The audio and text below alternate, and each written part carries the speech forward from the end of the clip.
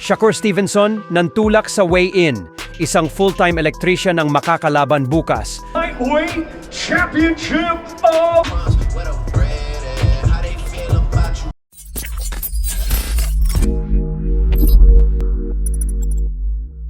So naganap na po kanina ang final weigh-in sa pagitan ni undisputed light heavyweight world champion Arthur Beterbiev at Dmitry Bivol. Halong 1 pound lang ang pagitan ng timbang ng dalawa, tumimbang po si Bivol ng 174 na pounds, habang tumimbang naman po si Beterbiev ng 175 pounds. At dahil kapwa po nila, nakuha ang weight limit sa light heavyweight division. Tuloy na po ang bigating laban na yan bukas sa Riyadh, Saudi Arabia. Pasok din po sa timbang sina WBC lightweight world champion Shakur Stevenson at Josh Padley.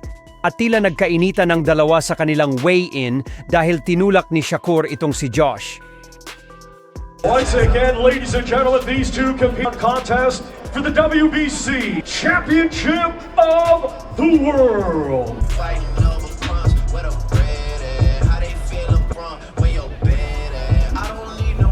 Samanatala, tila na babatikos na naman ang current undefeated WBC lightweight world champion matapos mapagalaman ng mga fight fans na ang kanyang kalaban bukas na British fighter na si Josh Padley ay hindi pala full-time boxer at bagkus isa pala itong full-time electrician.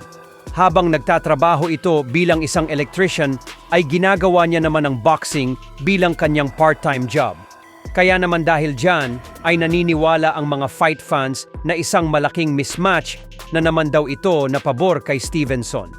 Samantala, hindi naman po niya kasalanan ito dahil biglang umatras ang kanyang original na kalaban na si Floyd Schofield matapos itong magkasakit 1 linggo bago ang kanilang nakatakdang bakbakan. At dahil ayaw din naman i-cancel ng kampyon ang kanyang laban para hindi masayang ang kanyang ilang buwan na training camp ay nagpasya silang madaliin ng mga promoters at organizers na maghanap ng kapalit na kalaban. Buti na nga lamang po ay kondisyon si Josh Padley at agad pumalag sa hamon sa kabila ng walang 1 linggo ang kanyang paghahanda para sa bakbakan na ito. Bukod dyan ay kahit isang full-time electrician si Padley ay hindi din naman ito basta-basta boksingero dahil may napakalinis din itong undefeated record na 15 panalo na may 4 na knockout at walang talo.